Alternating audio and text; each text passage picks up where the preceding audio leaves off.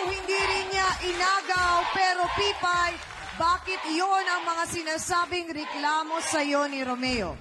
Hindi ako magnanakaw. Eh kung magnanakaw ako, bakit ako nananatili sa trabaho ko?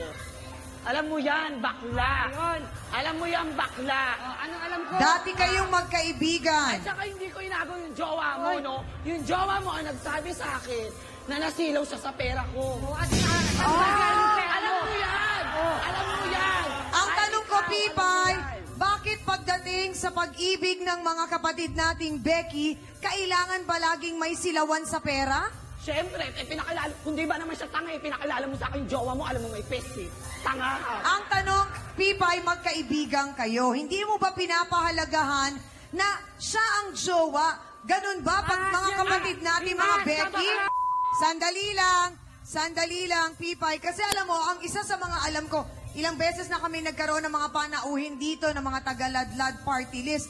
Isa sa mga sinasabi nilang parang pinupush nila ay yung matuto ang mga Becking wag mag-ahasan ng kanya-kanyang mga jowa. Dahil yun ay pagpapahalaga. Ito, kahit sa Becky o hindi, yun ay pagpapahalaga. Hindi ko kasalanan magkaroon ako ng ganito karami. Saan ba galing yung pera mo? Hindi ko kasalanan. Nakaw yan! Hindi ko kasalanan magkaroon ako ng ganito karaming pera. Bakla. Saan ba galing yan? Okay. Saka, ninakaw mo yan. Sandali lang. Ninakaw mo lang yan. Pipay, so pinagyayabang mo ang pera mo. Talaga. Dahil meron, totoo naman talaga. Alam mo bakla, sa panahon ngayon, makapangyarihan ng may pera, tanga. Bubika! Hindi ka ba kinikilabutan sa sinasabi mo, Pipay? Kasi paano pag dumating ang araw, may ikot ang buhay? Pasensya siya, nasa ibabaw ako, nasa ilalim siya. Oh! Nakamali mo. Pera. Pipay, hindi ka ba natatakot? Kasi parang ang dating mo, parang, ayoko naman sabihin yung salita, di ba? Pero parang, ano ba ang tawag doon? May pagka? Natural lang na maging mayabang ako dahil meron akong ipagyayabang. Naku, mga kasawsawan sa pula, sang-ayon ba kayo doon sa sinabing may maipagyayabang kasi may iyayabang naman daw siya? Dahil may adik ako. Magkano yung ginano niya? 2.5 ba yun? Yaman na bang maituturing ang 2.5? Ano pa? Madali lang maubos yan, pera lang yan. So ano mo ang mas importante dapat? Dapat, magkaibigan sila, kailangan matuto sila magmahalan, magbigayan. Ay, At saka hindi lahat ng bagay na babayaran o nabibili ng pera. Kasi parang may kasabihan nga, di ba? Minsan nga yung mayayaman ng mga tao sa sobrang dami ng pera, lumalabas, sila pa yung mas malulungkot sa tunay na buhay. Rick, pasensya siya, masaya ako dahil napunta sa akin yung jowa niya. Oh! Mga kapatid, Ako malungkot tinikman siya, din daw di umano ni Pipay ang kanyang boylet. Ano naman kaya ang kanyang kwento at galit kay Pipay? Narito po si Eleanor Laput. Pasok!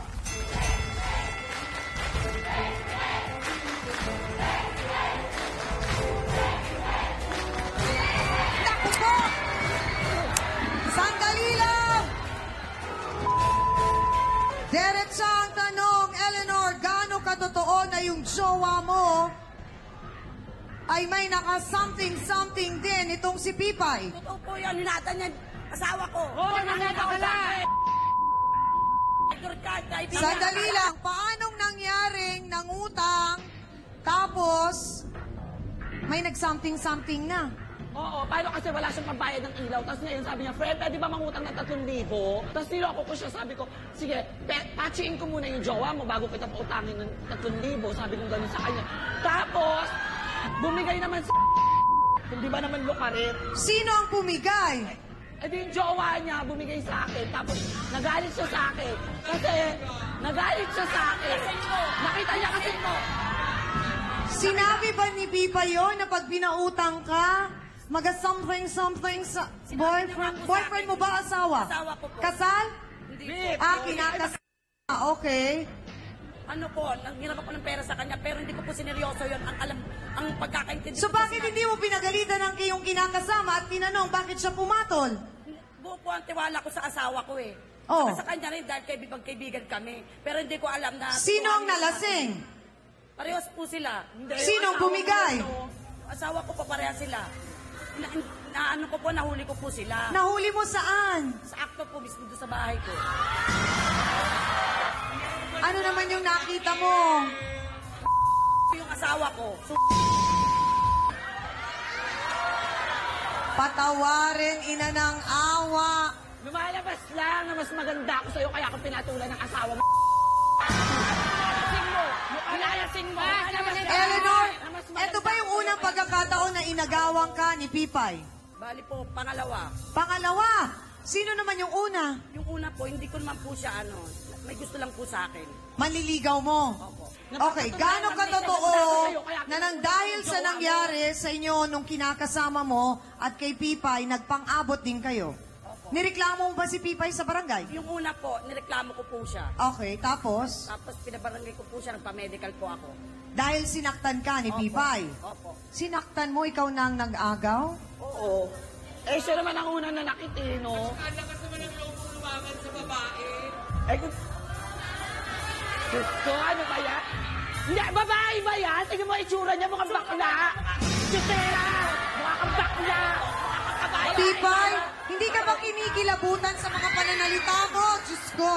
Sa totoo lang, Pipay, alam mo, ako ang kinakabahan para sa'yo. Ilang taong ka na? 21. 21. 21. Okay.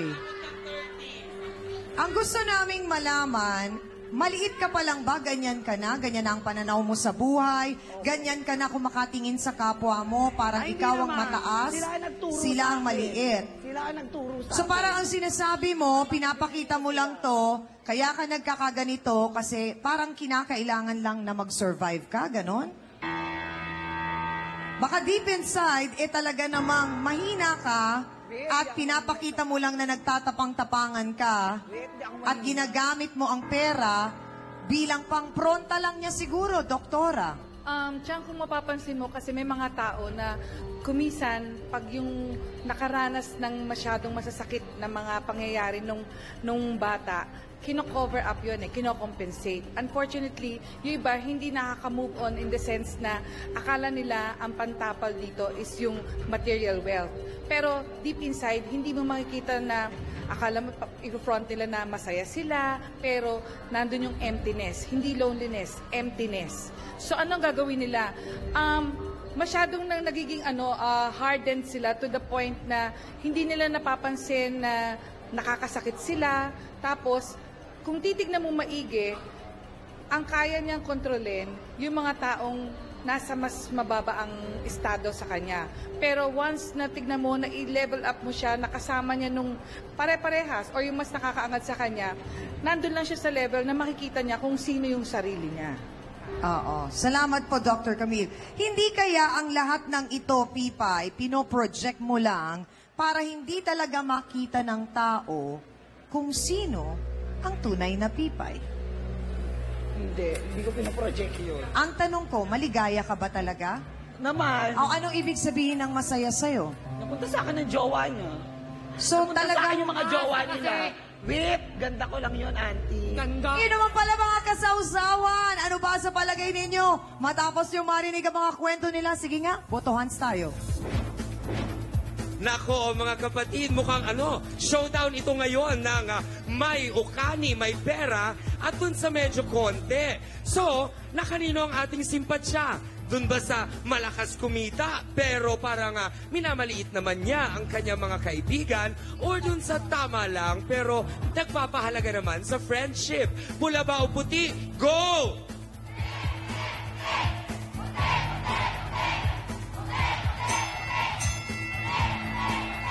Nakutsyang mukhang hindi nga lahat ng bagay ay nadadaan sa pera.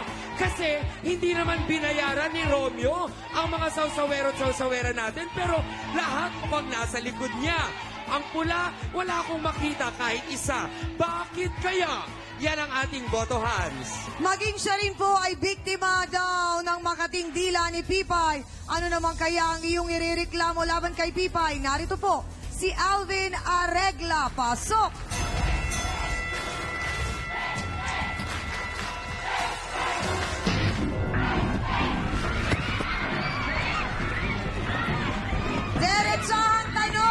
po, galit na galit si Alvin.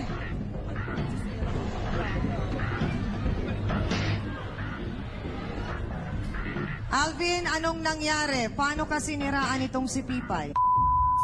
Kasi ano, Kita siniraan. Alin? Kasi, impact na Alin? practice mo sa... Alin? Magkapit-bahay ba kayo? Mag-iitik. Magkalugar? Hindi po. Anong sinira sa'yo? Nagtitinda po kasi ako ng balot. Oh, Tapos, Bakit? Di ba totoo na mabaho yung balot mo? Alin? Ano yung itsura ng anol mo? Ganyan ang itsura ng pagmumukha mo. bakla! bakit kaya nagagawa ni Pipay ang lahat ng ito, mga kasawsawan? Nais natin siyang unawain. Pakatutukan niyo ang mga sagot niya dito lang sa Face to Face.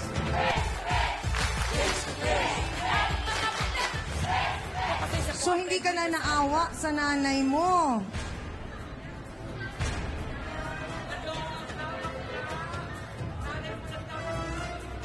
O, itsisera kang bakla ka, hindi mo alam ang kwento ng buhay ko. Kaya man O ano nga ang kwento ng buhay mo? Malungkot ang kwento ng buhay mo, alam ko, kaya ka nagkaganyan. O ano ang kwento ng buhay mo, Pipay? Bakit ka nagkaganyan? Facebook Sausawan na mga kapatid. Ito mula kay Celine Mercado. Ang ganda-ganda po talaga ng bawat shows ninyo.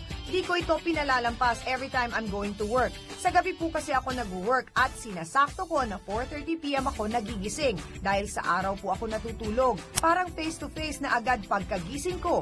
Very family-oriented at maraming moral values ang show ninyo. Pati nga po ang baby ko sumasayaw kapag nadidinig niya yung jingle nyo. Buong family ko po, enjoy every day at gustong-gusto ko rin po yung mga fashion statements nyo. Kaya ginagaya ko ang mga hairstyles at outfit nyo.